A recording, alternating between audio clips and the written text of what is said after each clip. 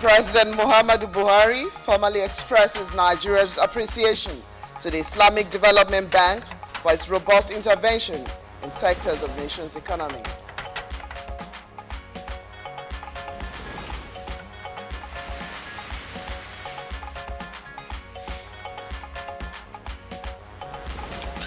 Successful transition in Nigeria receives accolades as Vice President Yemi Osinbajo hosts Liberian counterpart.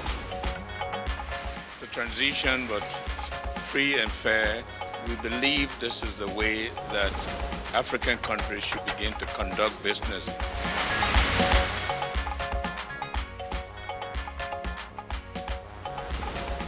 In continuation of its anti-terrorism campaign, Department of State Security arrests suspected terrorists, kidnappers, and cattle rustlers.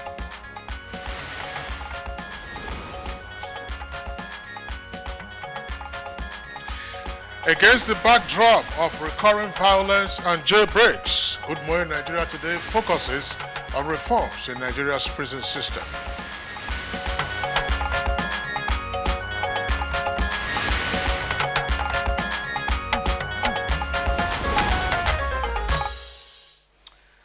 Well, the main aim of establishing prisons all over the world, including Nigeria, is to provide a rehabilitation and correctional facility for those who have violated the rules and regulations of the society. But are Nigerian prisons truly correctional facilities as they are designed to be?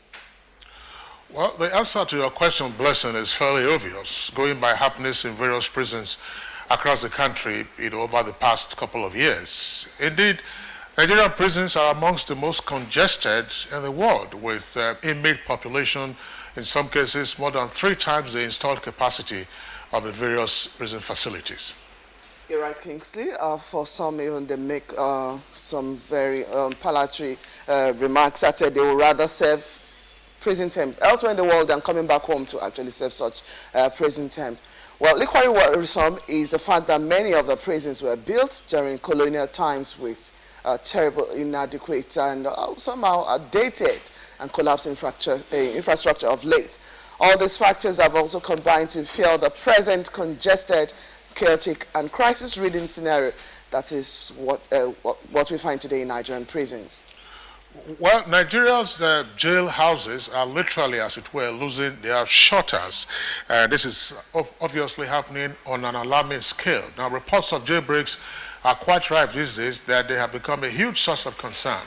Since 2013 to date, there have been prison breaks in Ogun, Ondo, Bauchi, Lagos, Kogi, Ekiti, and Niger states.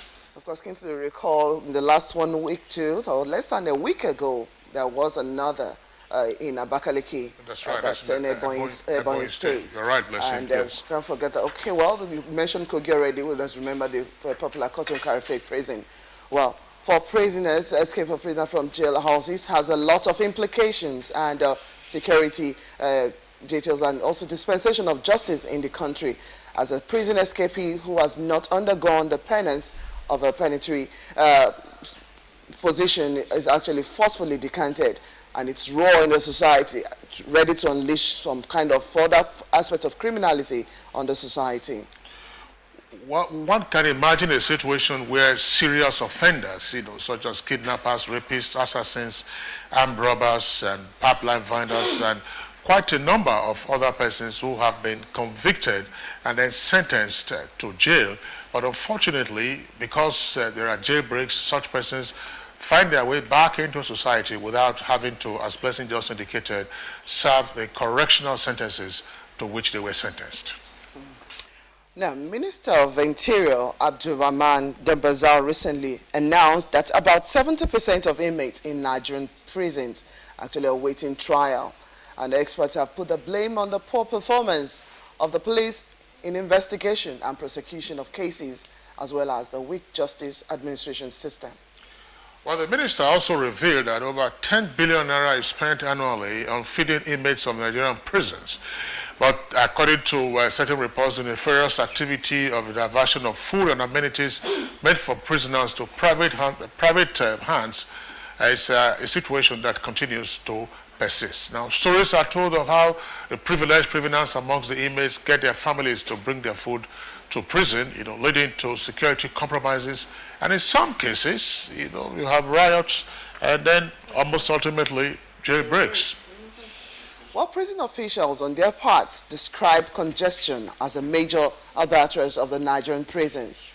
The facilities, like we've talked about, they are said to be fully stretched or even busting on their seams, to their limit, leading to a nullification of the objectives of imprisonment and also ensuring that prisoners make every effort to escape the hellish life of the prisons. It's really sad. All right, now the call for the reform of the Nigerian prison system has not ever been more strident than what we are seeing today, with stakeholders making a case for the massive expansion of the facilities, as well as, of course, the number of jailhouses available in the country, including improvement in training, reorientation, and welfare of prison staff, plus the massive injection of funds into the prison facilities. Well, what are the problems of prisons in Nigeria? That is a question, some of the questions we've posed this morning. Well, apart from even the prisoners themselves, the jailers also complain about their poor facilities and even the poor working environment to actually do their own bits. Well, it's as if they've lost their essence as correctional and rehabilitation facilities. What specific reforms are needed to refocus prison services in a country? Prison management generally, or at least what modern prisons should actually contain. These and other questions we'll shall try to provide answers to in today's edition of the program, Good Morning Nigeria. My name is Blessing Abu. I welcome you to today's edition of the program. And I'm Kingsley Osadolo, and I join my colleague Blessing and also welcoming you to today's edition of the program, coming to you as always live on the network service of the Nigerian Television Authority. Now, in the course of the program, we'll come up with our usual companion segments, including the business package, which is coming up presently, and that will be also after the news. We'll have newspaper review, sports, and then the other segments, foreign and entertainment. We are kicking off with the news now, and Ronke Kolawole is our guide. Hi, Ronke. Hello, Kingsley. Welcome to the news. President Muhammadu Buhari has formally expressed Nigeria's appreciation to the Islamic Development Bank, IDB, for its robust intervention in critical sectors of the nation's economy. Exchanging views with the president of the bank, Dr. Ali Madani, President Buhari said he is particularly delighted over the willingness of the institution to support Nigeria's agricultural development drive.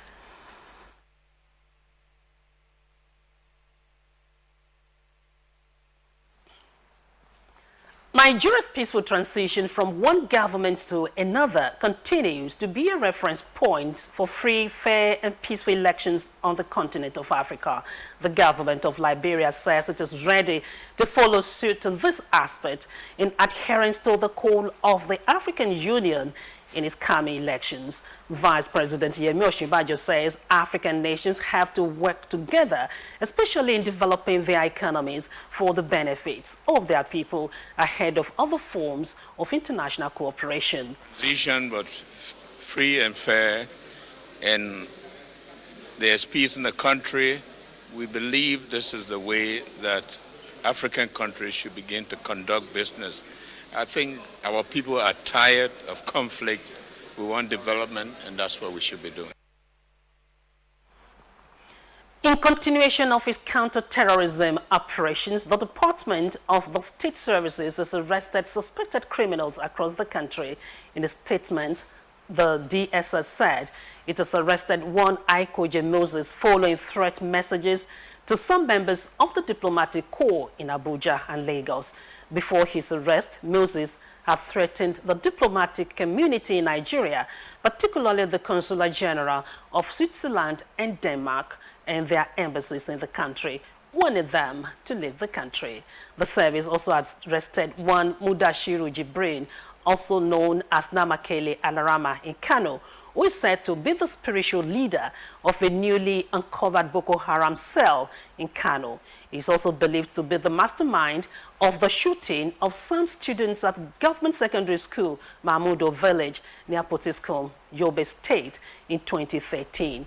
one Mukhtar Tijani, a notorious Boko Haram fighter, and 3 of his accomplices, Isiaku, Salihu, Abdullahi Isa, and Hindu Isa, were also apprehended while perfecting arrangement for major coordinated attacks on selected targets and locations in Kaduna State. Meanwhile, more than 20,000 persons abducted by Boko Haram insurgents have so far been rescued by the military. The Chief of Army Staff, Lieutenant General Tukur Buratai, explained this to the media shortly after inaugurating the Army Officers' Wives Education Facility in Kaduna. This rescue has been ongoing. Literally, we are doing our own operation, and we are looking for any information that will lead to the rescue of anybody that has been abducted in the past. And still on security matters, the Acting Inspector General of Police, Ibrahim Idris, has said that attack on oil facilities and bunkering will no longer be tolerated, as the police has extended cooperation to other bodies to bring those ugly trends to a halt. The Acting Inspector General of Police was addressing the Independent Petroleum Marketers Association of Nigeria, IPMAN, on issues affecting their economy. Of the Nigerian Police Force. Accountability, transparency, responsibility is our keyword. We all have responsibility to correct the society we are living in. The association promised to work closely with the police to fight all forms of pipeline vandalism, adulteration of fuel, and ensure availability of the products. In a related development, the governor of Niger State, Abubakar Sani Bello, has visited the Acting Inspector General of Police to discuss security concerns in the state with a promise to also assist the police. 500 delegates of the Presidential Amnesty Program are bailed to kickstart a training in advanced agricultural techniques at the Bioresources Development Center, OD, in Bayelsa State. The training is a pilot initiative which targets further engagement of more delegates of the Amnesty Program into the current agricultural development drive of the federal government. Agriculture will create employment, will create wealth, we will sell the farm products, we will also capture food security. Let us look inwards and get the best of this environment. We don't need to import anything. If this can be proliferated in the Niger Delta region, I am telling you and giving you my word, Niger Delta will remain the hub, not only for oil, but for all other agricultural and industrial revolution that Nigeria requires. The 56th Annual General Conference of the Nigerian Bar Association has opened in Port Harcourt, Rivers State, with lawyers calling on the Chief Justice of the Federation to act on the rising pace of contradictory court judgments emerging from the nation's courts.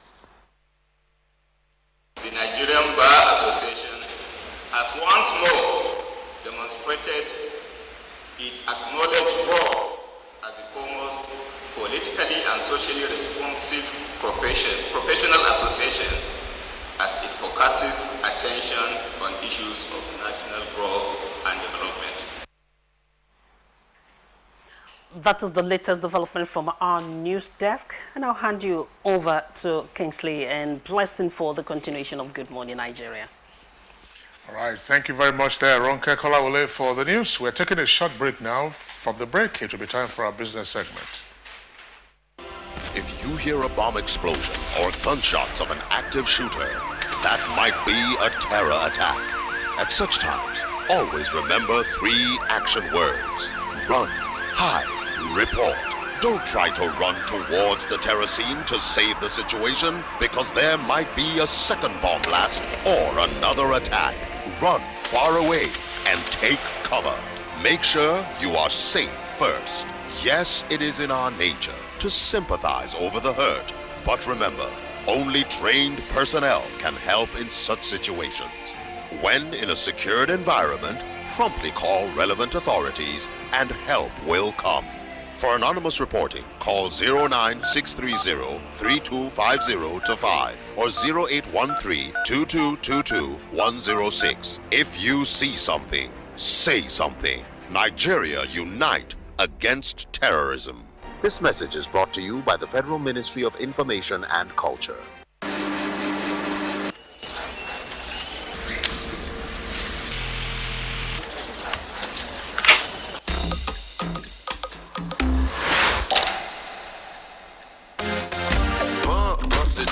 Pump it up while your feet are stomping and the jam is pumping. Look ahead, the crowd is jumping. Pump up the drum and push up your hand. You know, say me fans them plenty like sun. Jump up and dance, make them understand. Say me energy could and never be contraband. No matter what life throws at me, I can handle it constantly. All of my fans them invited. DJ, make my day.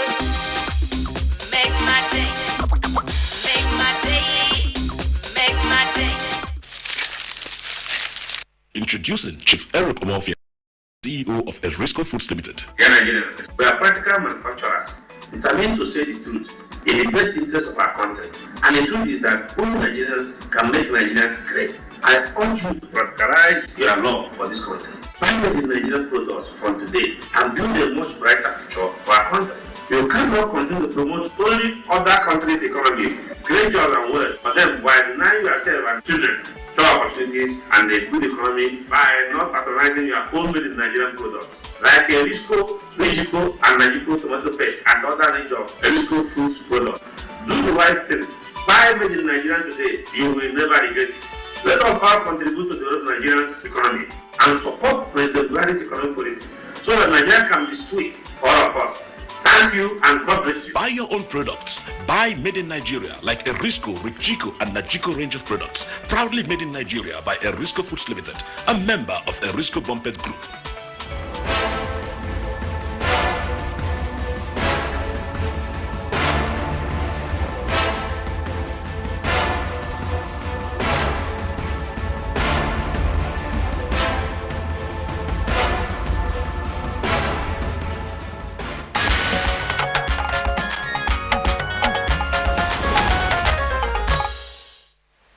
Just tuned in, the program is Good Morning Nigeria, showing live on the network service of the NTA. Time now to take a look at some of the stories making the front pages of the newspapers.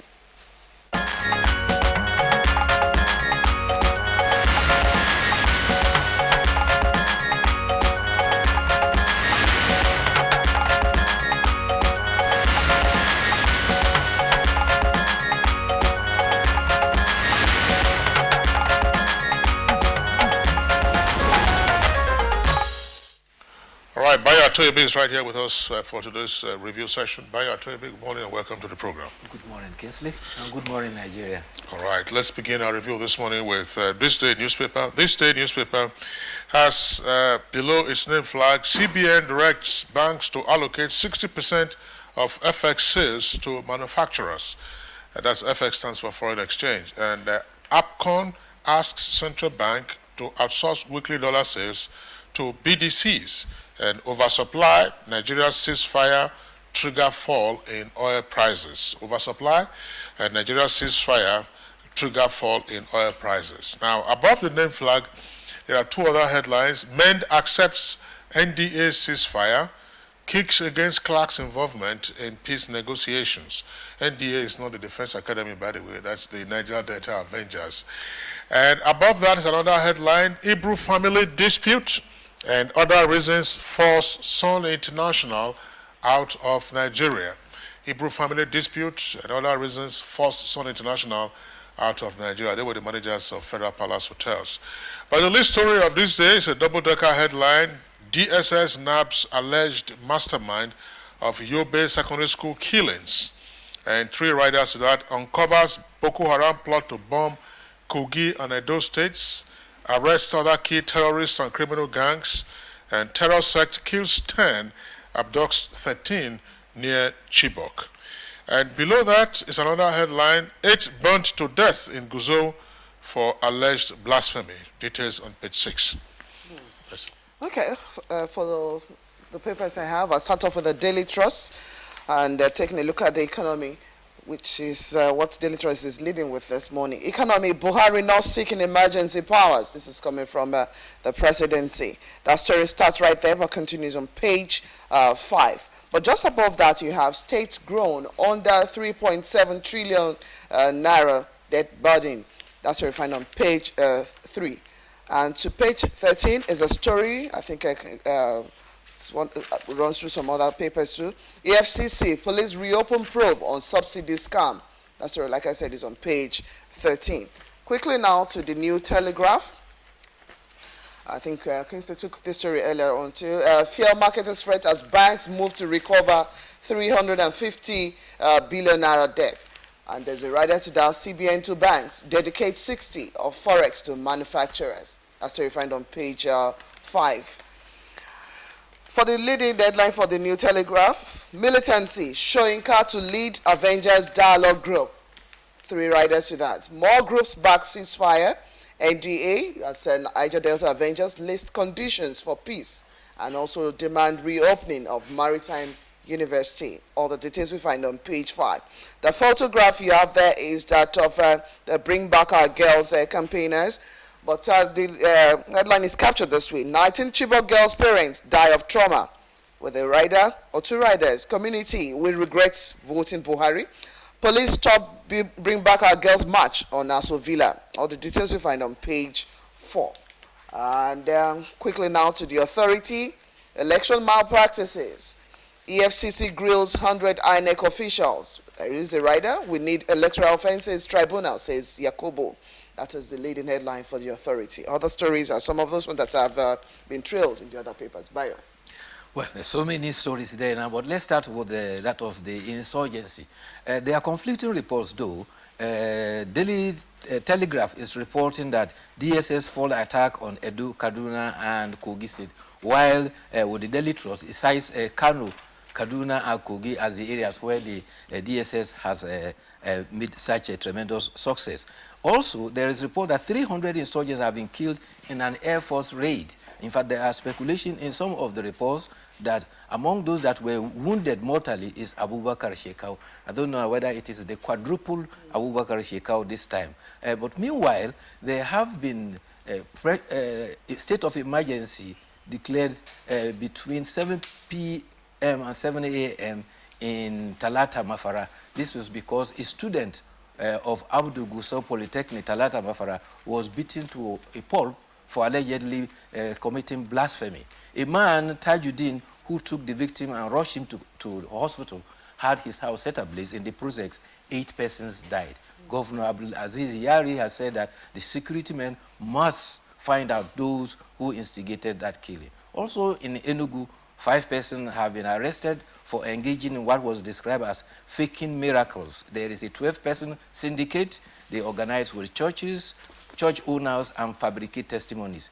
The deal broke out when they engaged in a brawl in the process of sharing the booty. They were arrested in Emene, Enugu, while they were on their way to move to Abuja. In fact, they are spread. 2 of them are from Anambra, 1 from Ogun, 1 from Lagos, and 1 from Ebonyi. The other interesting story, however, is about the ongoing the meeting of the Nigeria Bar Association, where the Minister for Power, Housing, and Works says that it is inappropriate for the legislature to unilaterally increase budget. Indeed, legislator cannot make appropriation. This is because the legislature does not collect taxes, therefore they cannot make appropriation over a matter they do not have a responsibility over. Don't forget that minister is also a senior advocate of Nigeria. Exactly. And he was addressing a session of the NBA.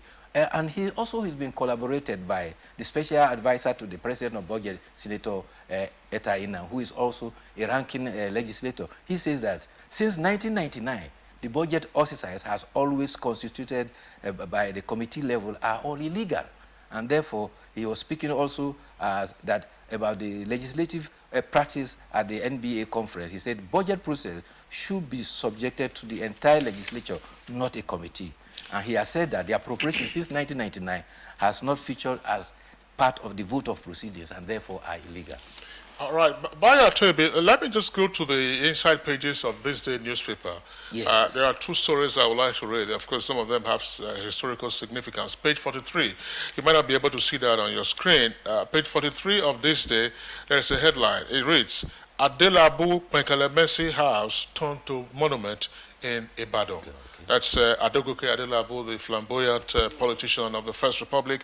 They say his house in Ibadan has now been turned into a monument named the African Center of Intellectualism. That's on page 43 of this day. And then that's the flip page, page 44. Federal government insists all teachers must pass professional qualifying examinations with a rider, PhD holders and professors also. That story is there on page 44 of this day newspaper. Now I return to the Nigerian pilot. Nigerian pilot lead story has a kicker, conflicting rulings. NJC probes a bank.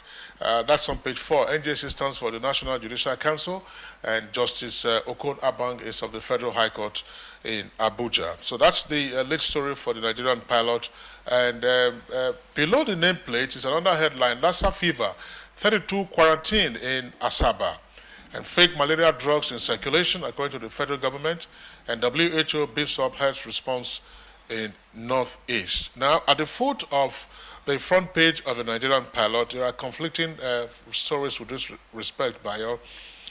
The pilot is reporting 20 feared dead in Kano Varsity building collapse. Another paper is reporting that 5 persons or so were injured. Now, Eyitayo Jegede emerges Ondo PDP governorship candidate, and many seriously injured in Enugu multiple auto crash. And on page 4 of the Nigerian pilot, promoted on the front page, another 28 persons and 13 teenagers found chained in Lagos house. Well, quickly to add, you could ask the question, what's in the name? Well, the New Telegraph has some... look at the front of the New Telegraph as well as the authority. Man who named dog Buhari gets 50,000 naira bill. And the authority reported this way, man arraigned for naming his dog Buhari. I think we talked about it some days back. Yeah, we back. raised the issue the other day, but he was saying that Buhari is his hero, so he named his dog Buhari. The complainant says that his father is Alhaji Buhari, and he finds it highly derogatory for him to name his dog Buhari. It's different stroke for different folks. He says it's for his hero. In fact, there was a time he named one dog Obama, and the other one finds that act seriously derogatory. And that because they didn't want it to cause public disruption of public peace, that was why he's been arraigned. But the good news is that the 31st Olympiad has ended, but the Paralympics is to start 7th to 18th of September. And you will recall that for when it comes to Paralympics, Nigeria has always done well. At the last London Olympics, the Paralympics won 6 gold, 5 silver, and 2 bronze. In fact, since they started in 1992 at Barcelona, they have won 26 gold, 11 silver, and 12 bronze. Our ability in the Olympics seems to be in the Paralympics. Wow. Well, that's a curious observation. Yes. It's not unlikely that oftentimes, the preparations for the main Olympics don't get into full gear until the games are virtually 2 months over. to the games. So they now transfer all the efforts into the Paralympics. But I tell you, that's the much that we can take for the paper's review this morning. We're having to adjust the content of the program today. We'll see you again tomorrow. See you tomorrow. It's Good Morning Nigeria. We'll take a short break now. When we return, we'll continue with the program.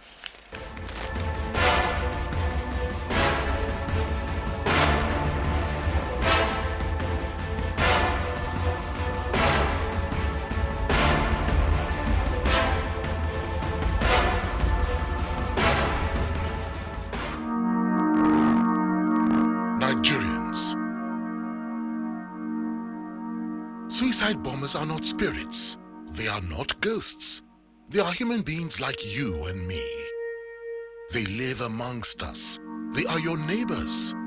They are your friends today, but terrorists tomorrow. So you must know your neighbor now.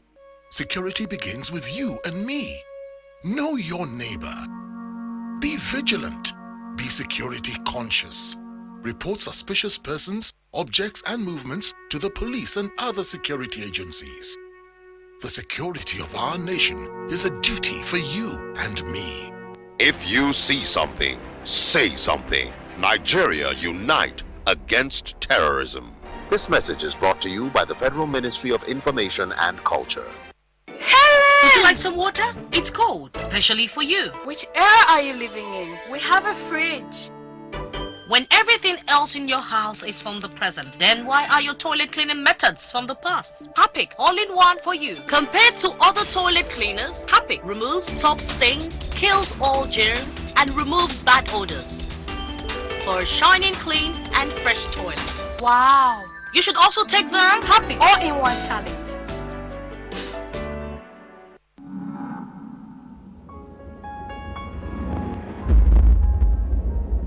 We from the APC, from day one, with the intention of changing the direction of Nigeria. We believe Nigeria is an African power and can be a major powerhouse in world affairs. But to do that, we need to change our direction. It can be done. This country cannot be written off. It can be done. And this country will still lead Africa. We're making steps, slow steps, moving on. I mean, it took the Americans 200 plus years to get where they are. We're moving.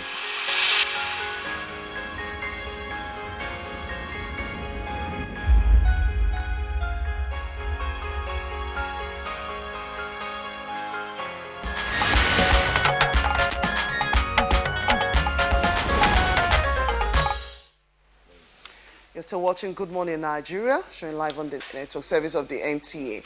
Now, as a prompt for our conversation this morning, taking a look at the prison reforms, Aisha Obali put together this report, and let's take a look at it. In a society where there are offenders of the law, it is also imperative to correct such anomalies, which is the part of the responsibility of the society. The Nigerian prisons was established specifically to meet this need and to also create a place to reform, rehabilitate and reintegrate offenders. Over the years, Nigerian prisons have remained one of the public institutions whose performances leave much to be desired. With some of the early prisons established as far back as the 18th centuries, infrastructure in many of the prisons are dilapidated, and as analysts have said, a good number of them need reform. The call for reform of Nigerian prison services is becoming louder, as successive governments have not been able to tackle the major challenges confronting Nigerian prisons. Each prison is established and designed in such a manner to accommodate specific number of inmates, but in most cases, the population overshoots. Congestion. And what is happening in congestion is that most of these people don't go to court. Most of these people are held for no reasons. Security breaches, so to say, and some avoidable lapses. The issue of prison congestion due to huge number of inmates awaiting trial, corruption and poor living condition of inmates have contributed to increased number of prison breaks across the country. Analysts blame the unfortunate trend on the judicial system. Prison breaks in states like Enugu, Kogi, and recently the attempted prison break in Abakaliki shows that the inmates are becoming more restive, mainly due to overcrowding. From 2009 to 2014, about 2,200 inmates have been able to escape from Nigerian prisons across the country. Allegation of corruption, shortage of prison staff are also some of the other issues that need to be addressed. Now, what should be the way forward, and how imperative is it to have a genuine reform of the prison system? Should it be the reform of the prisons and the judicial systems alone, or a holistic reform looking at the roles of the police, court, and other related agencies? These are some of the issues our guest on today's program will be discussing. All right, thank you very much there for that background report. Now, we're being joined by two guests from our Abuja studios here. First, we'd like to welcome the Controller General of Prisons, Jafaru Ahmed. Controller General, it's our pleasure to have you on Good Morning Nigeria. Good morning. And then we also have with us here a member of the Senate Committee on Interior, Senator Foster Ogola. Senator Ogola, it's our pleasure to have you on the program. Good morning, viewers. Okay. Thank you for viewing. Yes, we have other guests joining us for the discussion. For my Enugu Network Center, we'd like to introduce the Executive Director of Prisons, Rehabilitation and Welfare Action, Dr. Uju Agomo. Dr. Agomo, welcome to Good Morning Nigeria.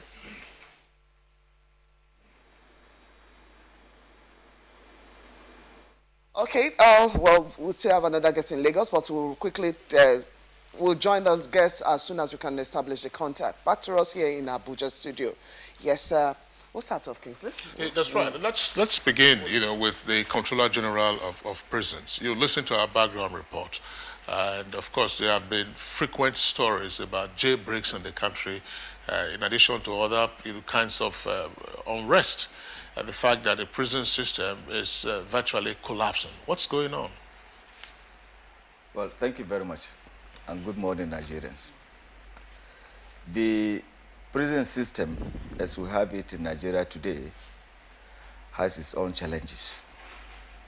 The challenges of dilapidated structures, the challenges of congestion of awaiting trial persons, lack of logistics, lack of motivation on the part of the staff, and so many other issues that has affected it over a long period of time. Most of these prisons are over 100 years old. Let me cite an example of Kano Central Prisons, which was established in 1910, and with a capacity of 750 prisoners. But as today, it's opened out with 1,758. Out of this number, about 1,083 are awaiting trial persons, and only 673 are convicted prisoners. And that goes all around the entire prison formations. Port Harcourt, for example, which was established in 1918, was supposed to lock just 804. But Port Harcourt prison is locking 3,842 prisoners. Out of this number, 3,409 are awaiting trial persons, and only 433 of that number are convicted prisoners. And that goes round to Ikoyi, to Kaduna prison, to all other major urban prisons across the country. So the prison has a problem in its hands because of lack of space. Despite the increase of more buildings within the prisons have become urbanized, choked up by urbanization, that there is no longer any space for us to expand in order to accommodate more and more prisoners.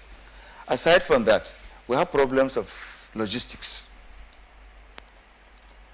Kuje prison, for example, which serve about 96 courts within the FCT, has only 2 functional vehicles to convey these prisoners to all the courts on daily basis. And that goes around to all other prison formations across the country. The structures are not there. They are very, very archaic and old. Abakaliki, for example, which you have just mentioned in your background report, which there was a recent attempt for prisoners to escape, was built in 1946 for just 387. And at the day the incident occurred, it was locking 922. Out of that number, 811 are awaiting trial persons. And one of the ringleaders of that incident had been in that prison for 9 years as awaiting trial. That goes to show the dysfunctional nature of the criminal justice system, in which we are only a member of that family. And therefore, there are problems in the prison system. All right, Controller General, thank you very much. We'll come back to you. I mean, you've ticked off a number of the challenges that you are facing. The other guests, of course, will speak to these matters. Just to indicate that, as my colleague Blessing earlier said, we have a guest who will be joining us from our Lagos Network Center. We'd like to welcome him to the discussion at this time. He's the Director General in charge of Prisons Rehabilitation Mission International, Bishop Kayode Williams. Bishop Williams, our pleasure to have you on Good Morning Nigeria. It's nice meeting you. Good morning, Nigeria, to everybody. All right. Thank you very much. We'll come back to you. But now to get to our Enugu Network Center, where we allow introduce the Executive Director, Prisons Rehabilitation and Welfare Action, Dr. Uju Agoma. Dr. Uju Agoma, you listen to the Controller General of Prisons indicating the major challenges that they are facing. Let's back it up a bit and say, explain to our viewers, do prisoners have rights? And if they have rights, how can those rights be enforced? Are there rights that can be asserted against the congestion and fairly terrible conditions under which they are being held at the moment? Thank you very much. I think the questions that you have asked are very, very germane questions. They're very important questions to ask. Yeah, do actually prisoners have rights? Simple answer to it is yes, they do have rights. Why do I say that? It's important first that we understand who are actually in our prisons.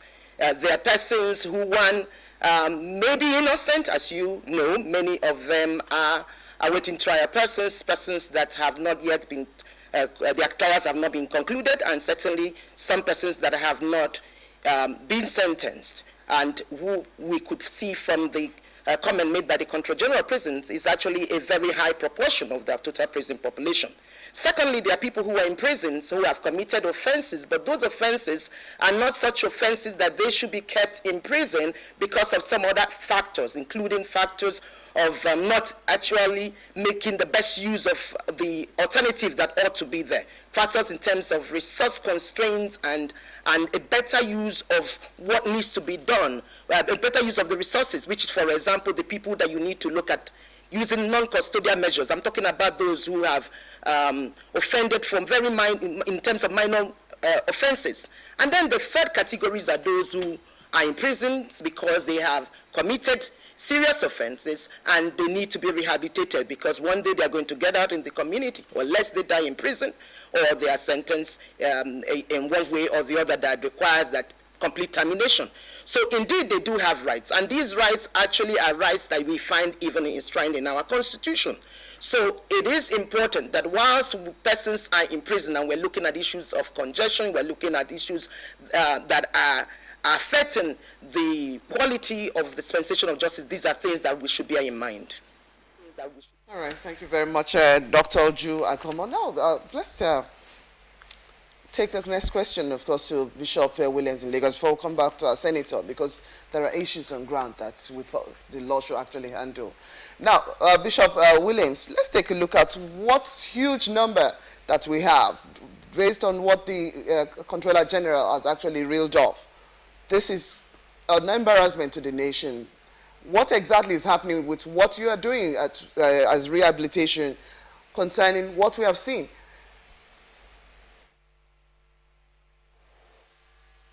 Thank you for that, and I think I will approach it this way. There are a lot of complex issues that are affecting the prison system. But narrowing it down to issue of congestion and rehabilitation, I will say, one, before we as stakeholders can come in, the prison administration, that is the Nigerian Prison Service, should be able to sit tight and make sure that they understand the purpose of what they ought to do. One, on the congestion of the prison. Two, on the shortage of manpower. Our organization is involved in the area of the after care of the prisoners. That is when they come out, which is for information, for rehabilitation, for reintegration, and for resettlement. But the main job in the prison starts with the prison officers. And that is why, do they have the manpower? Do they understand all the areas where they have to be effective on criminal justice system? Like Uju Agumu said, it is true that prisoners do have rights. But when you talk of right, is it right or privileges?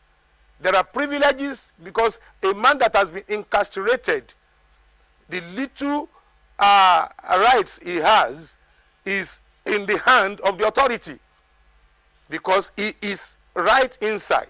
So we are planning how we can cooperate with the Nigerian Prison Service to see how we can effectively move this nation forward on the ugly situations that we are having at now in our in Nigerian prisons. Well, Bishop Calder Williams, you touched on some very important points, but I would like you to explain what kind of persons do you have to deal with in terms of rehabilitation, reintegration, or resettlement? Are these broken spirits or persons that you feel that you can still work with? And if they are broken, what are the causative factors as they come out of prison?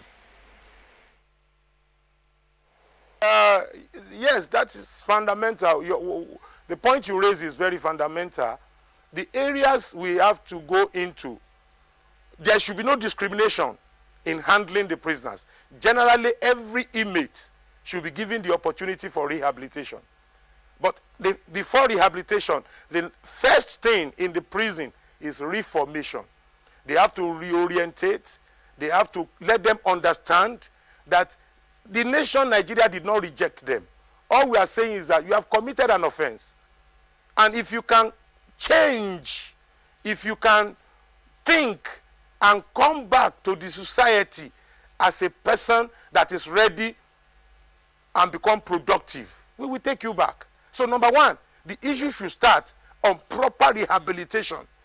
The prison authority must focus majorly on rehabilitation. Because if a man is not properly on reformation, if a prisoner is not properly reformed, he will still come out and continue the way he was. So we are saying let reformation starts from the prison. Then rehabilitation is when they come out from the prison. The first problem of a prisoner is shelter. But the major reason why the reformation is not taking place now is because majority of those that are in prison are awaiting trials. And these are not permanent. They are tenants of the police. The convicts are residents in the prison because they have terms and dates of their discharge. But an awaiting trial inmate is a tenant. And that is why I am suggesting there are categorization of inmates. The awaiting trials, the convicted inmates, and the condemned inmates. If all these categorizations are not properly handled, then we are having problems. And that is why I was trying to suggest that instead of putting the prisoners, the convicted ones, and the awaiting trials together in the same place, why can't we use some of the facilities we have now, making sure that Ikoyi prison is a receiving station.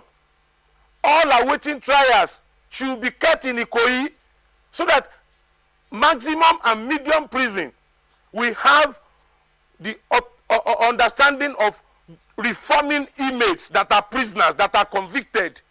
But when you jam them together and you are treating them together, awaiting trials are not convicted.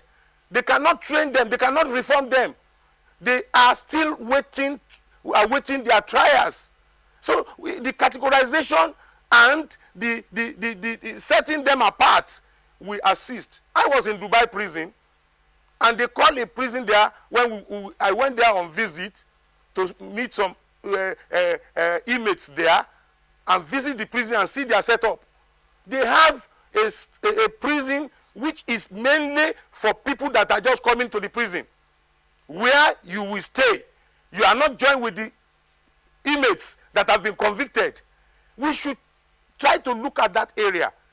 It is then we will be able to start the proper reformation, because it's only the prisoners not awaiting trial jump together will be in that prison. Maximum is for people that are serving long-term imprisonment. Medium are for people between 1 year, 2 years, and so on. Then Ikoyi prison should be made use of for where awaiting. So we know who is planning escape, what is happening here. But when Okay, Bishop Williams, thank you very much. We'll come back to you in the course of the discussion. Yes, everyone is so passionate about what's happening with it. Yes, distinguished senator. Yes, Ogola, let's take a look at what kind of support that we need to give. Of course, over the years, governments have done one form of intervention to actually look at prison reform.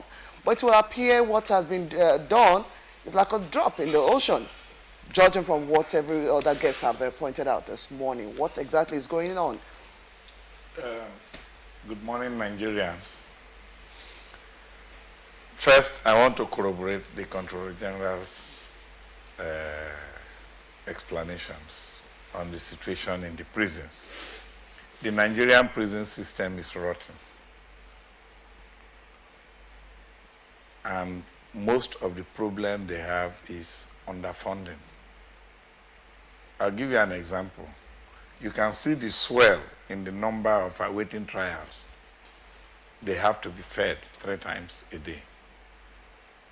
The whole of 2015 budget, there was no provision for feeding prisoners.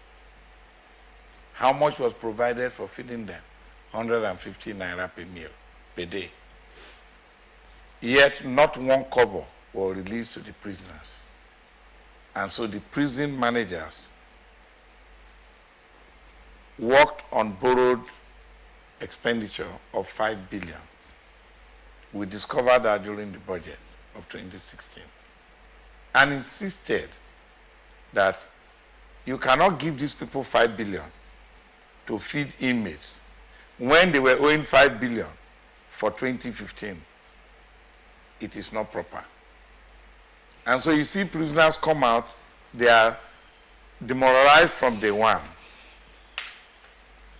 And again, you cannot use the 1800s prison system in a 21st century environment. Crimes change with time, with urbanization, with what society tolerates. For example, barbarism is a reflection of the society.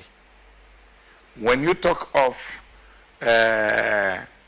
cybercrime, which committee I'm a member of, ICT and Cybercrime Committee in the Senate, and I'm the vice chairman, you find that there was no Yahoo and internet fraud in 1900. But today is a reflection of the society. And so the federal government, who runs all the prisons in Nigeria, are not doing enough. It's better to say they are not doing at all. In terms of recurrent expenditure, in terms of capital expenditure, as inadequate as the prisons are and the facilities within each prison, let the federal government tell me which new prisons they are building. And even the buildings of the prisons structure that we have, does it cater for juvenile prisoners or people awaiting trial? Does it cater for women in prison? In every society, you have women in criminal justice system. You have juveniles in criminal justice system. You have the men in criminal justice system. You have also prisons for juveniles. You have prisons for women. I'm not aware of any prison that is meant for women in Nigeria. Even when they design them, they are not designed to cater for these categories of prisoners. As a bishop said, you have also the issue of awaiting trial, and the people that are awaiting trial, you cannot continue restoring them or correcting them. Prisons ought to be correctional facilities, not retributive facilities. So Nigerians must know the difference, and the government must be seen, as we are expanding schools, as we are expanding businesses, we must also be seen to be expanding the prison system in the way they ought to be today. Well, Senator Ogola, thank you very much. You raised a number of points. Just You talked about prisons for juveniles. I'm sure that they would normally refer to those as remand homes. And there are no prisons for juvenile persons. But the issue talked about in the 2015 budget, for instance, that there was virtually no release for the feeding of prisoners. You only discovered that when we were knocking out the 2016 budget. Viewers are likely to ask, you have a committee on the Interior in the Senate, and I'm sure there's a counterpart committee in the House of Representatives. What happened to your oversight functions? We came in to the National Assembly because we have mentioned the House of Rep in June, at which time the budget was already in place. And then committees, because of the scenario in the National Assembly, were not formed early. By the time they were formed that we should go into the budget, there was not enough time to even have the oversight functions. That's the reality on the ground. And we should be talking of the reality. And when we discovered it, we in the Senate committee, in conjunction with the House committee, we started it, that no, the budget for prison system is inadequate. You must provide for the recurrent that they are owing.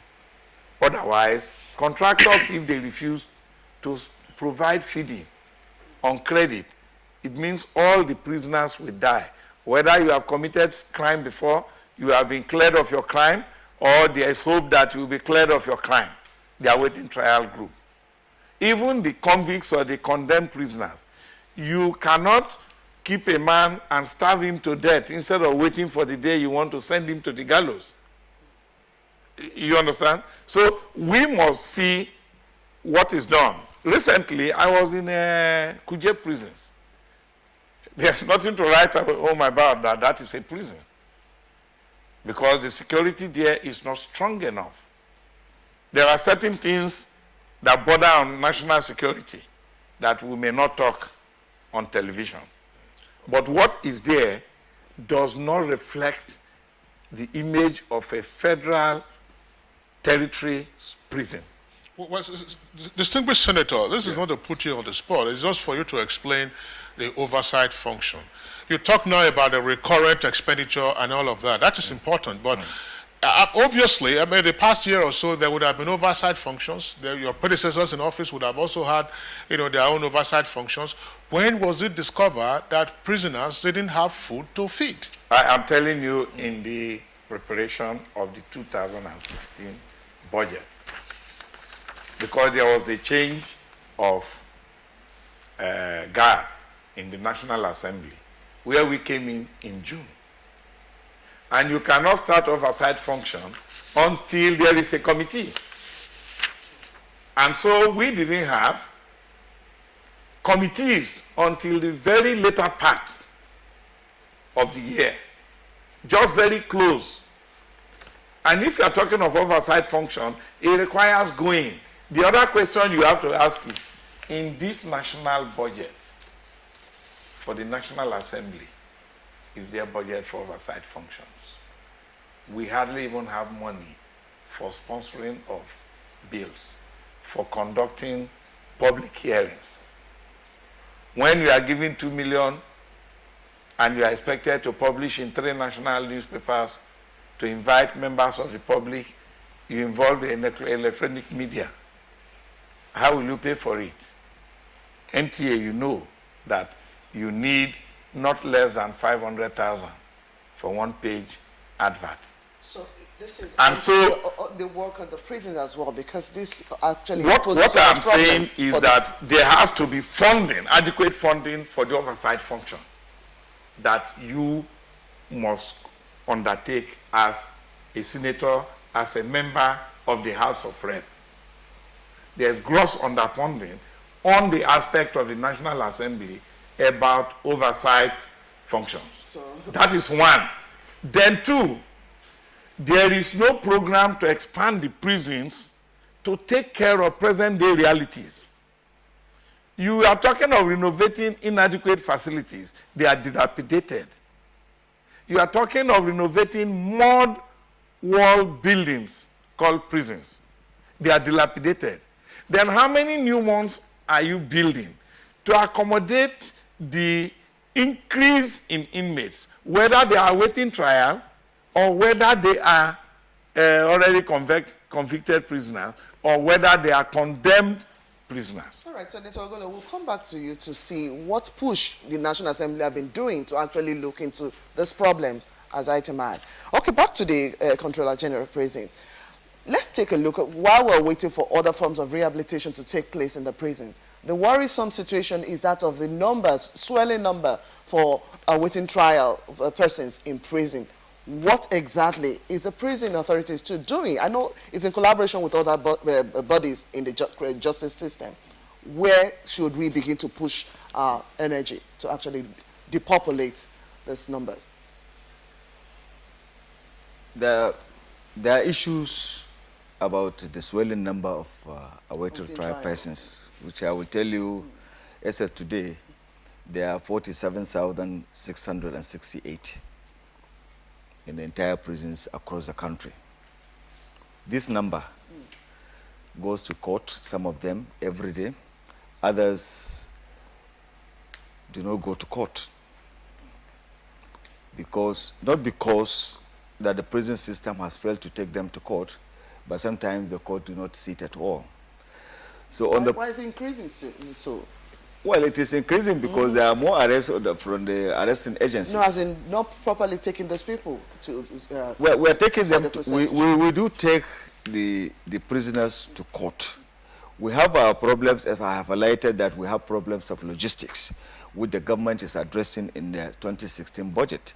Enough provision has been made for us to provide logistics to take prisoners to court. But ours, as long as anybody is brought to prison accompanied by a legal warrant, by a valid warrant, we are bound to accept it. There's no way the prison will say that today our prisons are congested, please take them somewhere. So long as prisoners, people come by a valid warrant, we are bound to accept them. And therefore, it is the problem for the prison system to find space in order to accommodate these people.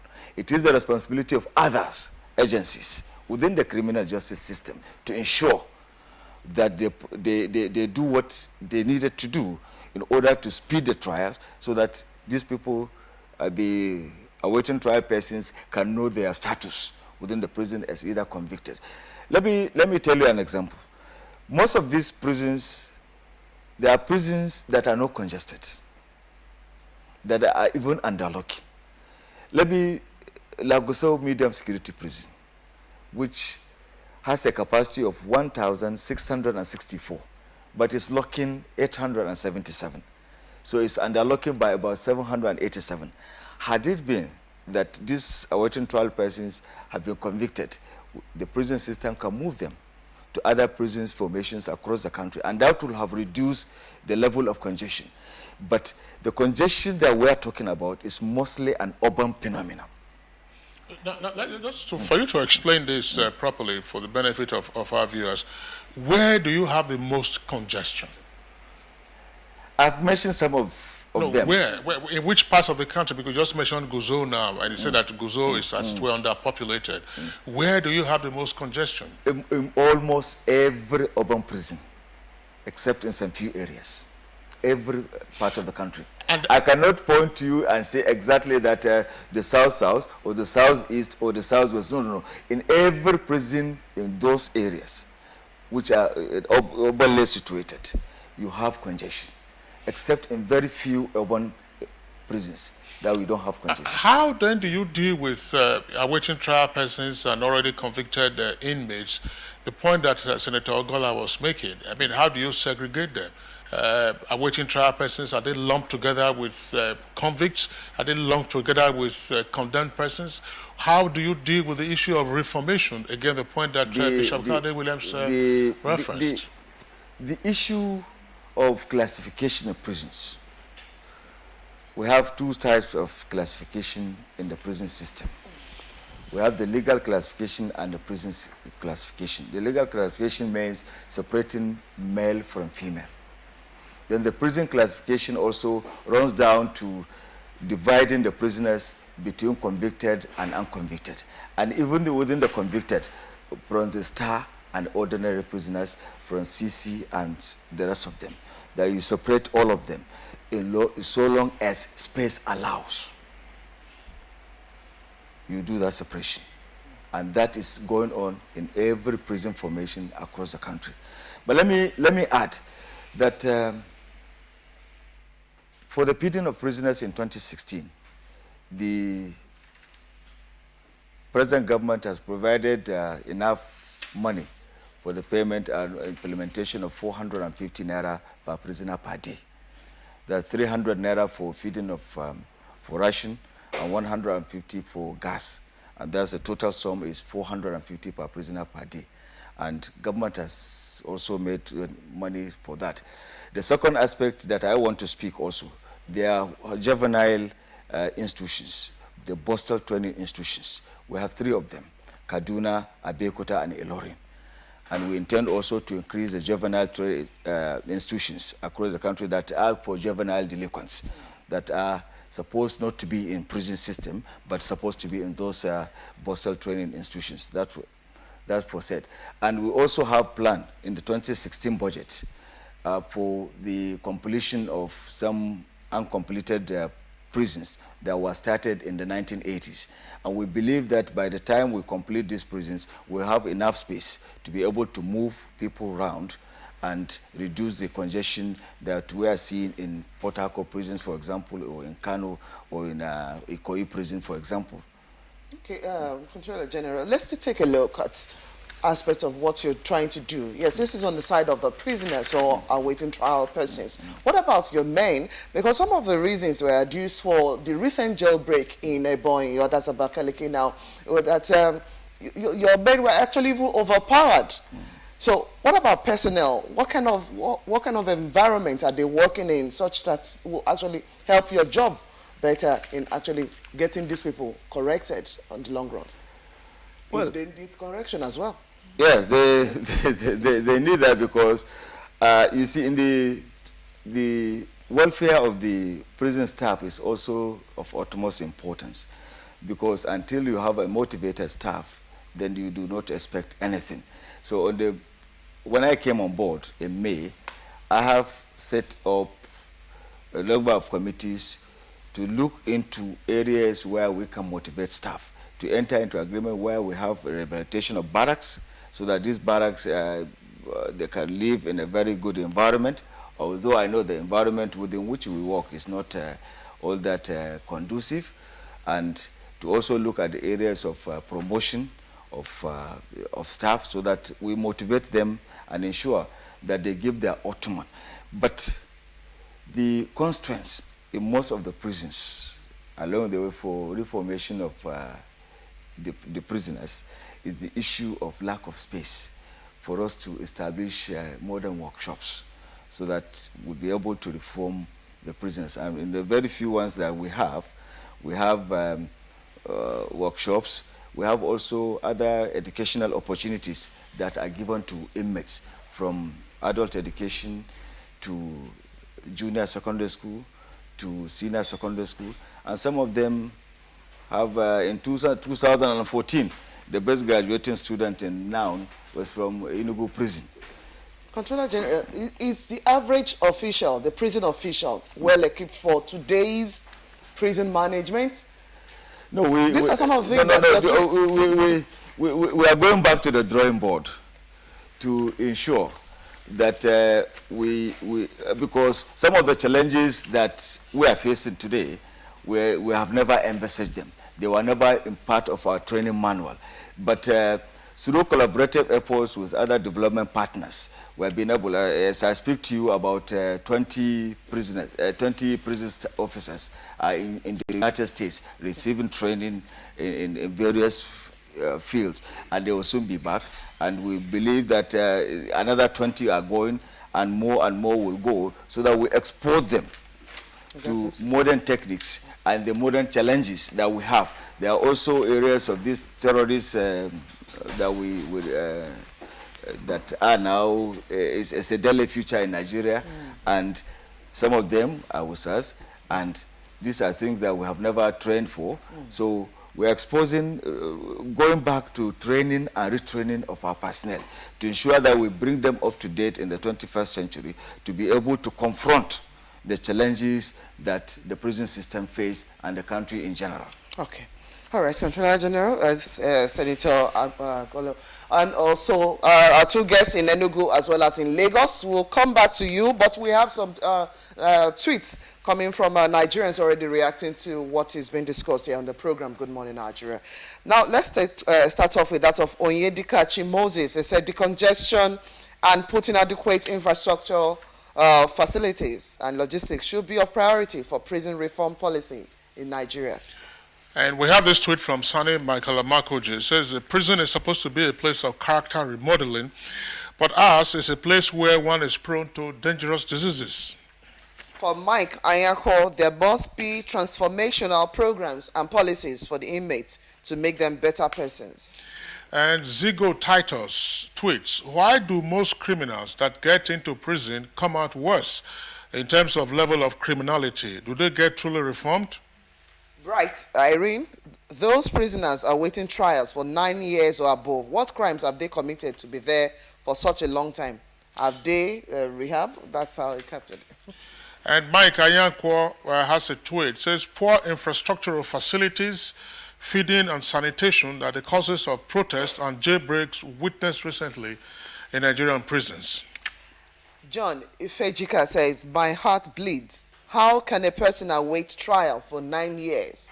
Where is justice, equity, good conscience, and God?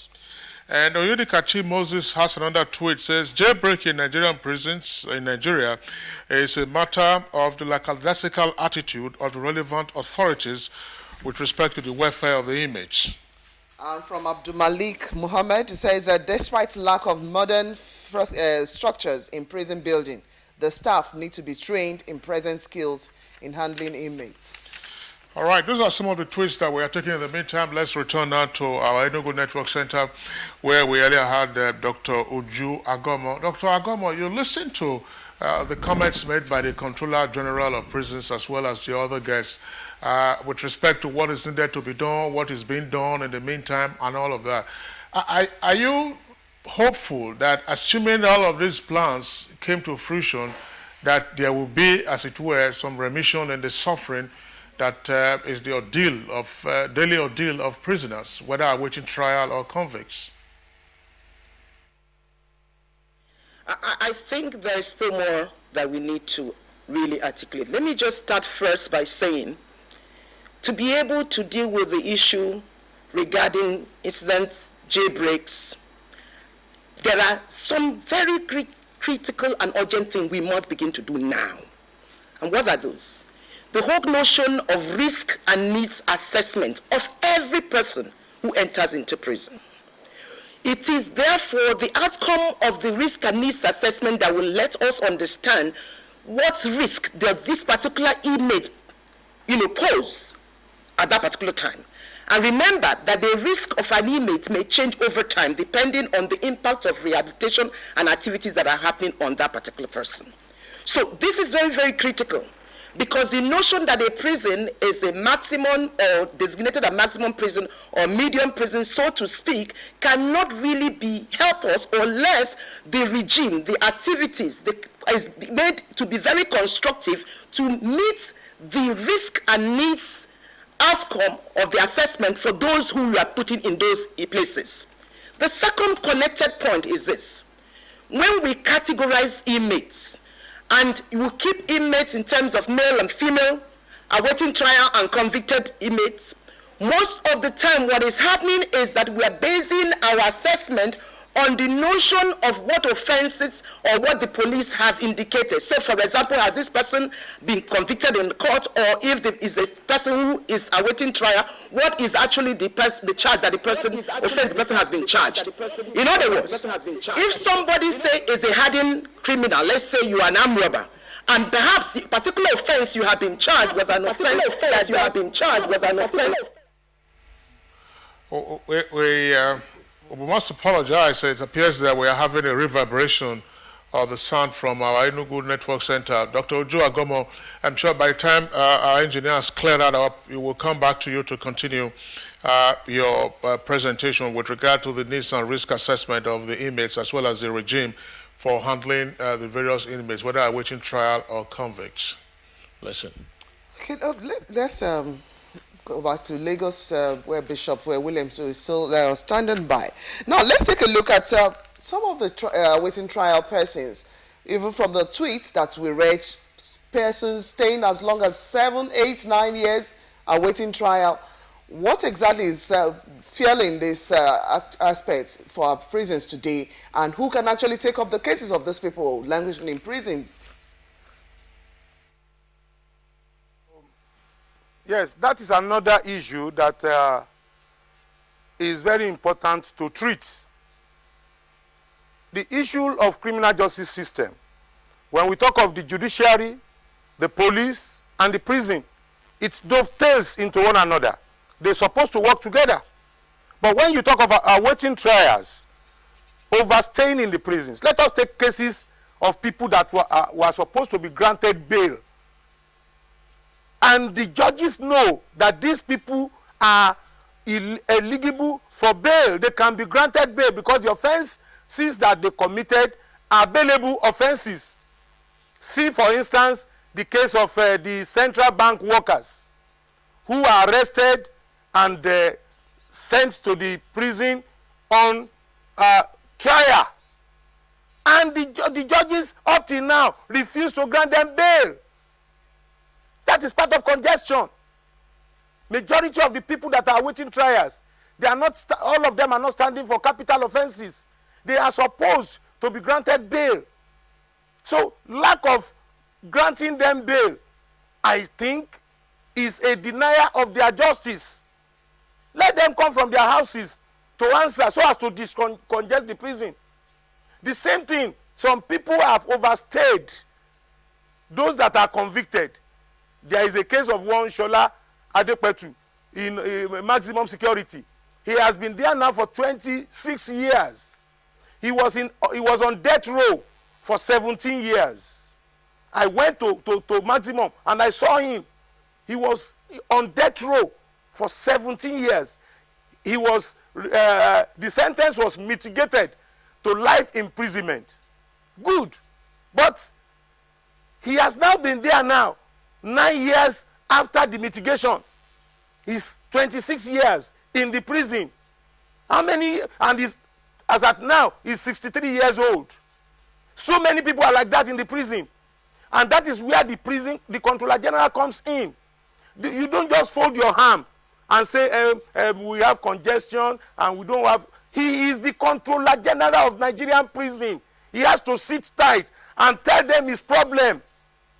He should not go cap in hand, begging them that help me, I am helpless. He has the right, as part of the criminal justice system, to make references and refer to the judges, because most of these judges, as good as some of them are very careless about their cases.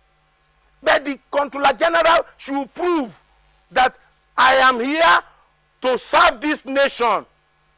These people are languishing. He said it openly now. He said a man was there for 9 years on awaiting trial. And he said the logistics of taking them to prison is their problem. Is that the only problem they have? Why can't he talk and write letters and ask for the chief judge and the chief justice of the federation, chief judges in the states, and tell them our problem is from you. I am the custodian. He is in charge. I am having problems. So most of the problem they have can be resolved between the police, the judges, and the prisons. They should not just come and dump people for you, and the people are dying in your hand, and you are there representing the president of the Federal Republic of Nigeria, and you said you are helpless, and all you need is transportation. You lack transport. Thank God, he said the federal government has increased the feeding allowance from 150 to 400. But are we sure that most of these things we get down to the prisoners, are we sure that they are serving the nation with all sincerity of purpose? He's talking of sending some people to America for training. Are they not selective? Is it can we look at the records, the names, and the places where all those people that are on that training? Because you need to expose your prison officers. We have educated prison officers, but they are not given the empowerment. They demoralize them.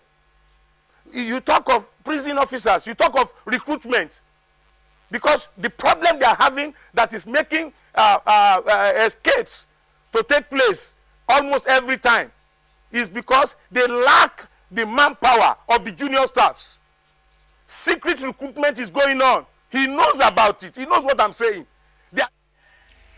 All right, Bishop Cowdery Williams, you've raised a number of points, and happily the Controller General of Nigerian Prison is still here with us in the studio. So we would like him to respond before we return to Enugu Network Center, where we understand the audio links have been restored with Dr.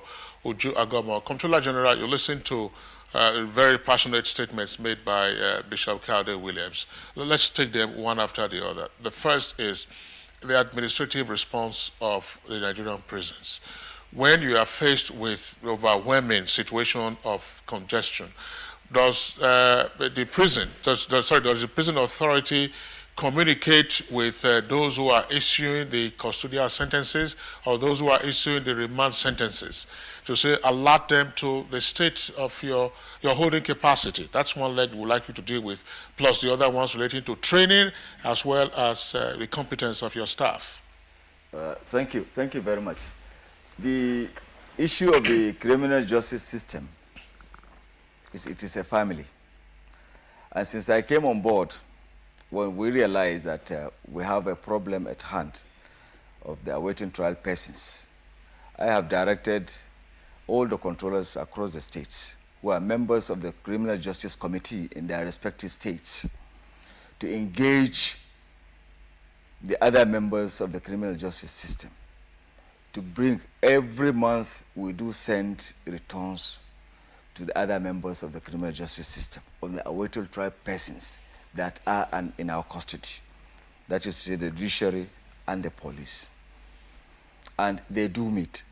I've directed them to engage them so that the issue of this awaiting trial phenomenon that is ever rising every day will be reduced to the barest minimum. As for the other issue of training and retraining, we have started to engage, besides the local training that we are going to receive, we graciously have engaged development partners who have come to our rescue to assist us in training our personnel. And those were the ones that we are lucky that the United States has assisted us in sending the first batch of 20, and another batch of 20 will go. And we believe that with other engagements of other development partners, and this will be able to get the training of our staff exposed to modern techniques of prison management.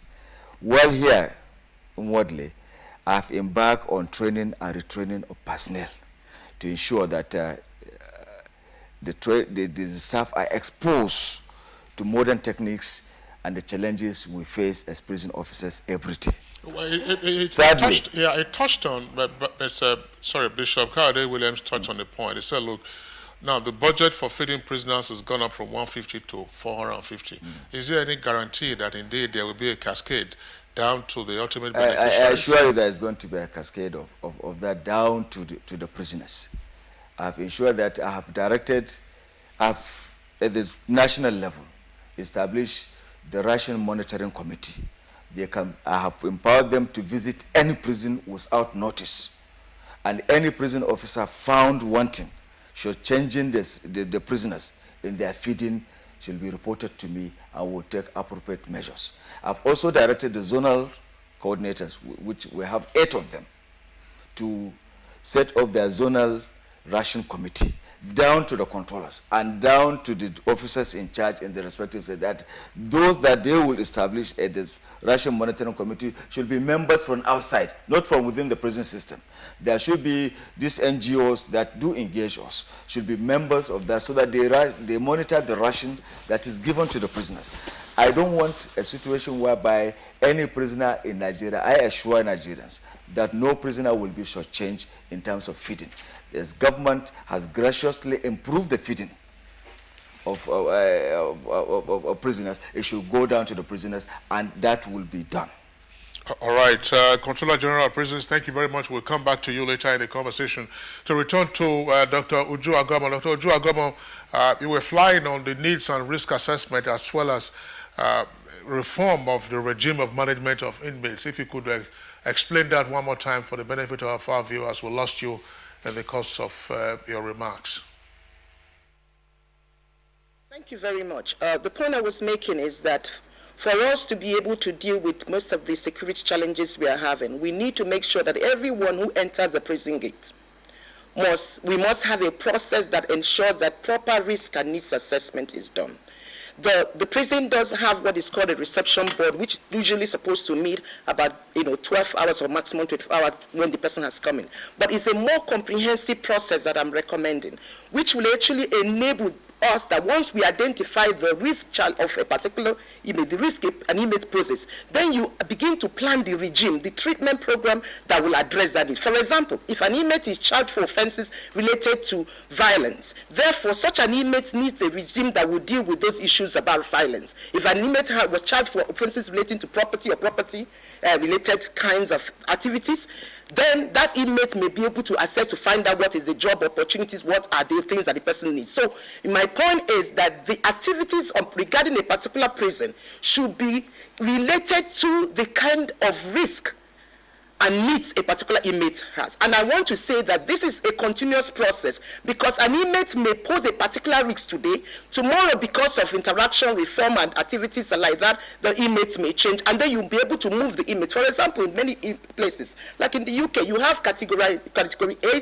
to D prison, depending on the risk. So even within a particular prison, you may have different sections which will determine certain things you allow the inmates to be exposed to. For example, how many times the person may be allowed to engage in certain things that you believe that can serve as an incentive. That's one. Secondly, I think that every maximum security prison in this country must have CCTV. Whether it's the Kirikiri maximum prison and every other maximum prison, because it depends on the risk of the prison. You cannot call a prison a maximum security prison, and yet you do not have activities that recognizes that risk. Thirdly, when an inmate is going to court, is being transported to court, the Controller General of Prison have eloquently mentioned some of these logistic challenges. You would imagine, for example, that sometimes these vehicles are carrying the inmate, but there are not enough escort vehicles, security attached vehicles that will enable these inmates to be transported safely. We've had instances, where while the inmates were being transported, people were laid them. We saw that in the Delta State the other time, and this needs to be done because it's important that the society recognizes that in addressing some of these issues we are talking about, it's not like helping the prison, it's helping the society, because if it will make us safer. I also want to mention that yes, we do have female prison, but the female prison we have in Nigeria is only the female prison in Kirikiri, as well as the little small female prison that is in Ondo State. We have few other prisons that have mixed prisons, whereby you have a unit, female unit within a prison, like in Enugu prison and many other prisons, Owerri prisons and things like that. And in some instances, when there are jailbreaks or riots, those inmates have challenges. So it's important to recognize the needs of establishing some of these facilities, like the female prisons, in different geopolitical zones to enable the females have some of these facilities that will enable to reduce security challenges. The same thing with the issue of busters. We've known, as the CGP had mentioned, that there are busters in Ilorin, there are busters in Abuja and in Kaduna. But there are also different areas in different states that where these things are required. The Child Rights Act actually makes provision that the states should do something about looking at how young offenders are kept and dealt with. Now, because this is not there, many persons who are young we find them in the prison. Sometimes their ages are changed, and within the warrant they are in there. Now, when somebody comes into prison, and that person who is in prison, you have not looked at, is this person a first offender? Do you have enough database that will let you know, or biometrics that will enable you to know, has this person committed offense? Just because the person has been charged and is awaiting trial, you are kept in a particular cell where you will meet hardened prisoners, even who will teach you worse things. It's important, may I say again, it is important that as a society we see ourselves as partners in this process. It is not only a prison service, Nigerian prison service problem. No. Rehabilitation, reformation, resettlement is something that needs to be holistic. Yes, right from the day one a person enters a prison, certain activity has to be done to carry out this issue. And let me stress, please, that there is this notion that he will only have to deal with only convicted inmates. Yes, awaiting trial persons have not proven innocent persons, but many a times these people stay in there for several years. Kadum has mentioned the fact that somebody who is in prison, who has stayed about 26 years or thereabout there, and this person is actually being given, is a lifer now, has been committed, sentenced, have been committed to life sentence. There are people who are not convicted, who have stayed in prison for 21 years. Mentally ill persons. In many of the prisons you see that. You also asked at a time, I said, where are these prisons that we have problems? Over 30 prisons in this country are having awaiting trial population of over 65%.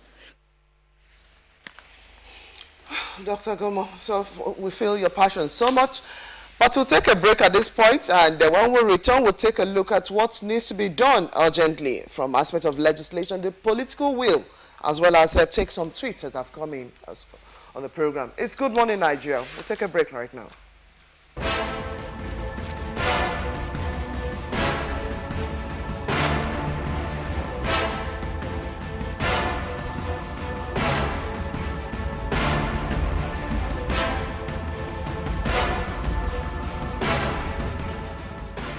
Cinderella, where goeth thou? Oh, me goeth there, but thou must wait here. Obsolete, superannuated, antediluvian, how could you? All these courses are for me. What did I do? Well, listen, he's not cursing you. He's speaking English. This week on your award-winning comedy series, Professor John Bull, starring Kanayo Okanayo, Mercy Johnson, Queen Wokoye, Funky Malam, Bimbo Akintola, Oguz Baba, Ime Bishop, Yomi Fash Lanso, MC for God, Stephen Odingbe, Junior Pope. Atano Wemia, and took to his heels. Special guest appearances by Mama G and Sunny Danger. You see, it's not like that. I'm trying to I want you to be my Nigerian wife. Professor John Bull, fasten your seatbelts this Tuesday and Friday, 8:30 to 9 p.m. on NTA Network, International, and Star Times. It's absolutely bombastic. Over and out. The largest data network, Glow, grandmasters of data. We intend to radically change Newman Street. My company has a track record of converting slums into new cities. Many years of experience has taught us to fish out allies within the communities we want to transform. Don't listen to your husband. Listen to me. Give me a boy. And the two of you may never even have to work again.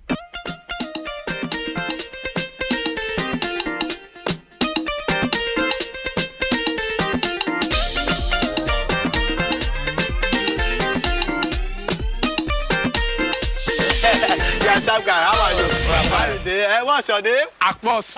America. Oh, Akpos America. Yeah, wow. Love it too. Wonderful wonder. Wonderful wonder.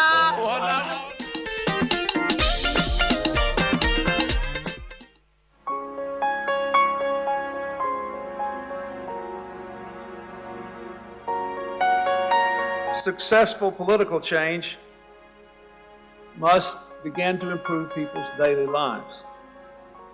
That is the democracy dividend Nigerians have waited for.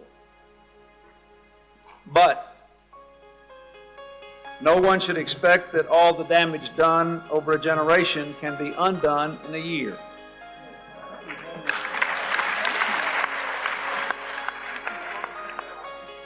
Real change demands perseverance and patience. It demands openness to honorable compromise and cooperation. It demands support on a constant basis from the people of Nigeria and from your friends abroad. That does not mean being patient with corruption or injustice, but to give up hope because change comes slowly would only be to hand a victory to those who do not want to change at all. Remember something we Americans have learned in over 224 years of experience with democracy. It is always and everywhere a work in progress.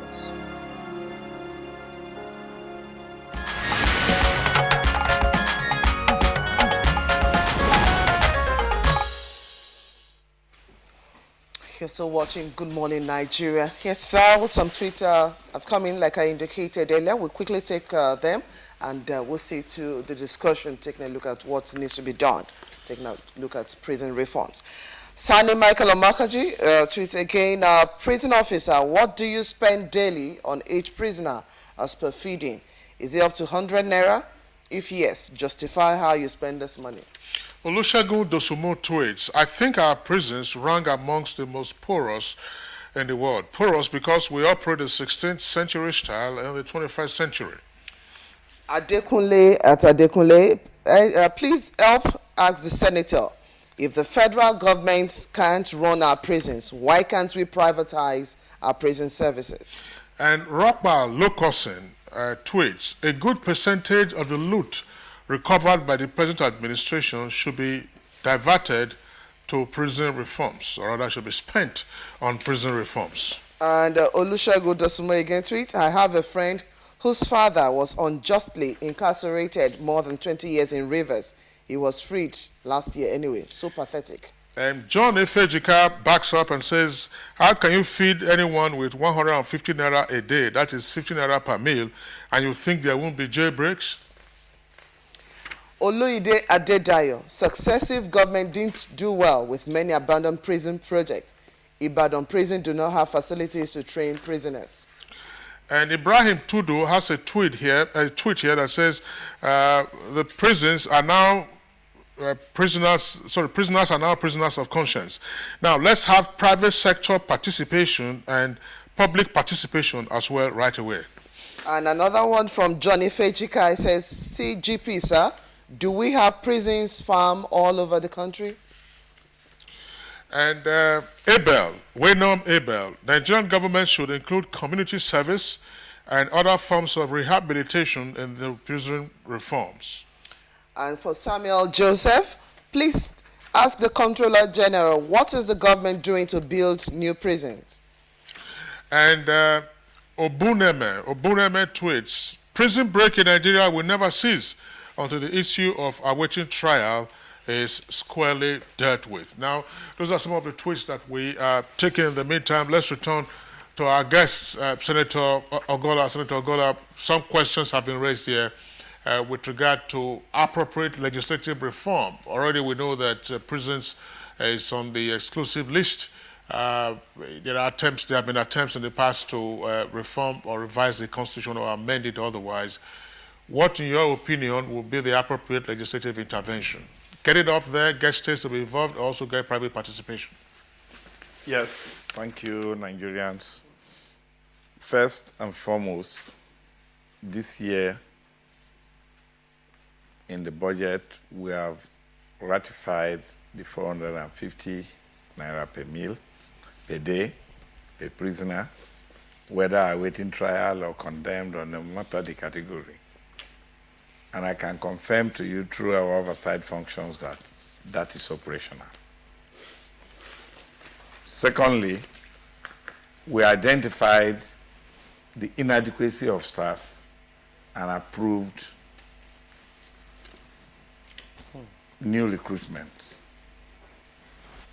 That is one area. 3, there needs to be the improvement on the armory and the armaments. that warders carry. They expose a lot of danger. In a country that is facing insurgency, you need also to make the suffocation level of the prisoners to match the suffocation level of, say, Boko Haram members who are detained in these prisons. One, they have been educated on explosive devices and several other things and other weapons of warfare that even the army complains about as being too sophisticated. 3, you need also to legislate on the involvement of the private sector. Once something is in the exclusive legislative list, it is not by way of motion. You must pass the law, you must also go for constitutional amendment to remove it from the exclusive to make it concurrent. That is when states can intervene in establishing prisons. 2, the private sector can now get involved in prison systems by establishing their own prison to ensure that they can run at a profit. But again, the living index, cost of living index, rose over the years. But it is this year officially we're implementing 450. Now, if you now want to encourage private sector participation, will the private sector person be ready to feed prisoners at 450? At what length of time will it take for the prisoner, the man who invested in prison system, recover his cost? Because if you say the private sector people are not philanthropists. Today we have reformed the railway system that you can lay your own tracks, buy your own coaches, and run a railway transport system, but must provide for the interfacing and interconnections. How many Nigerians or foreigners are ready to establish prison systems of their own and hope that over time they can recover the cost? In other climes, you have this system of private prisons owned by private organizations and also state institutions running prison services to augment. All right, so distinguished Senator, we are pressed for time now. We're almost running out of time for this discussion segment. We would like the other guests to give us their closing thoughts. Let's go very quickly now to Dr. Uju Agomo. Dr. Uju Agomo, in terms of prescriptions, now, do we need to further break it down that prison should no longer be an exclusive business for the federal government? And if so, what will be your prescription for state participation and private sector? Senator Goddard has been talking about profit making. Could we consider charities?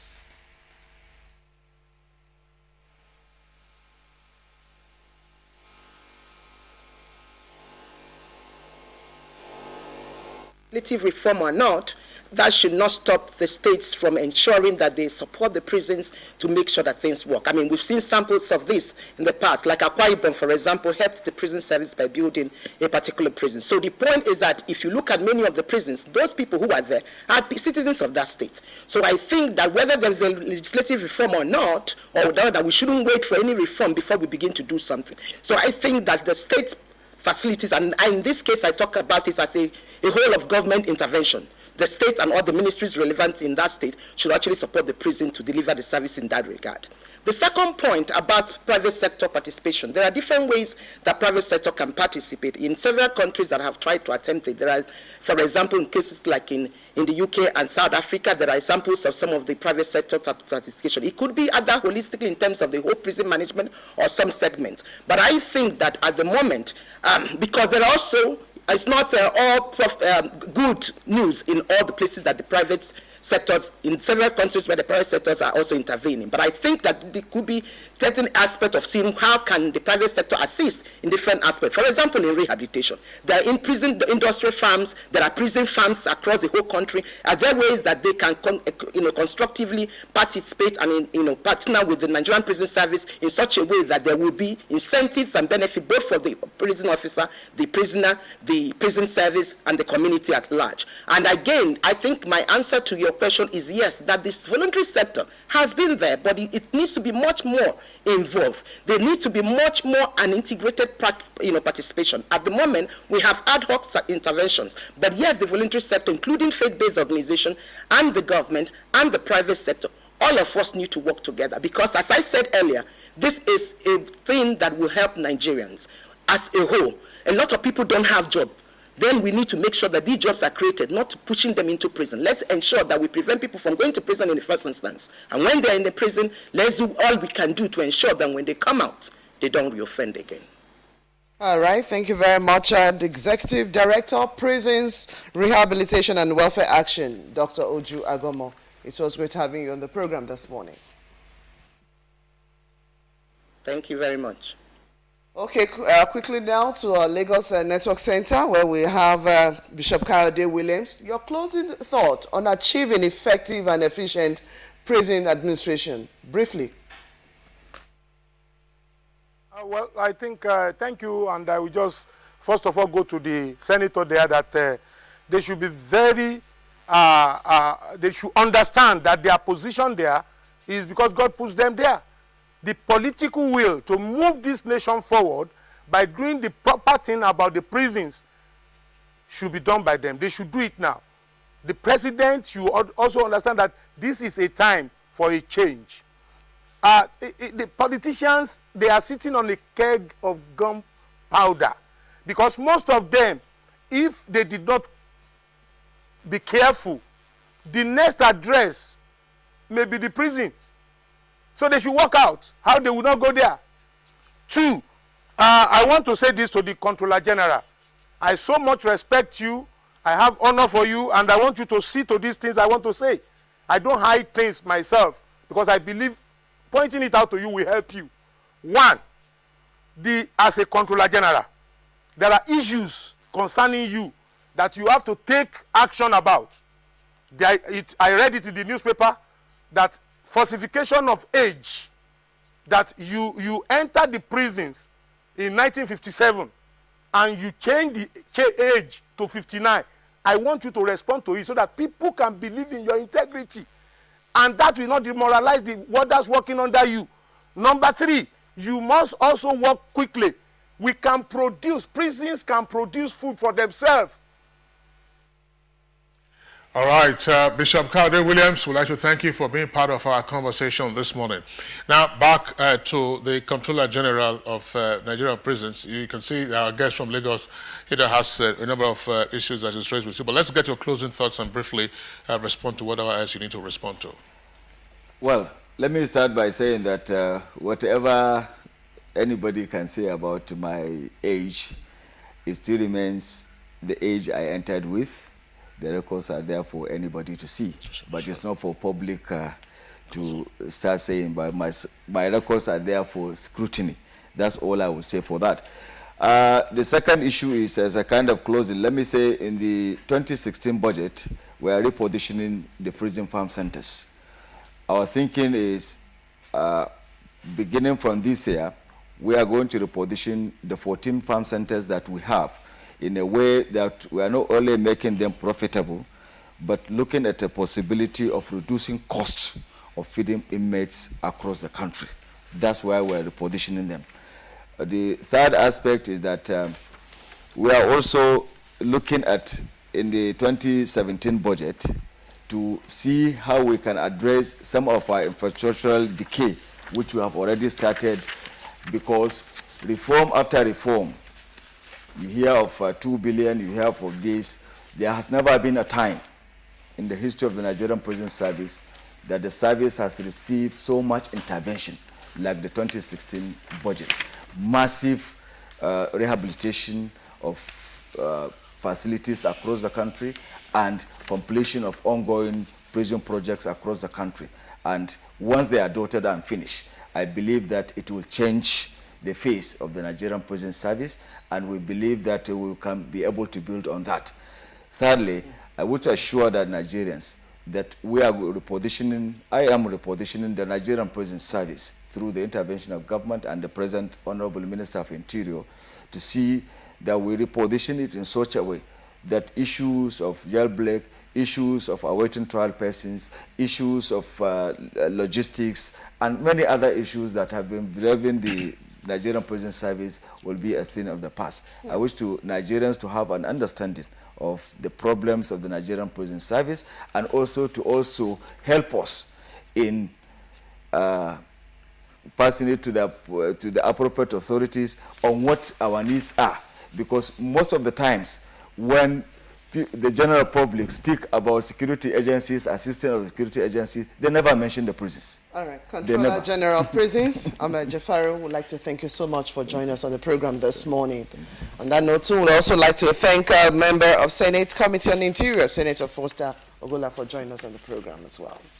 Well, thank you. To our companion segment now, first of which is sports, with about 11,550 athletes from 207 nations as participants in the just concluded Rio Olympics 2016. It is clear that some countries have athletes competing for them who have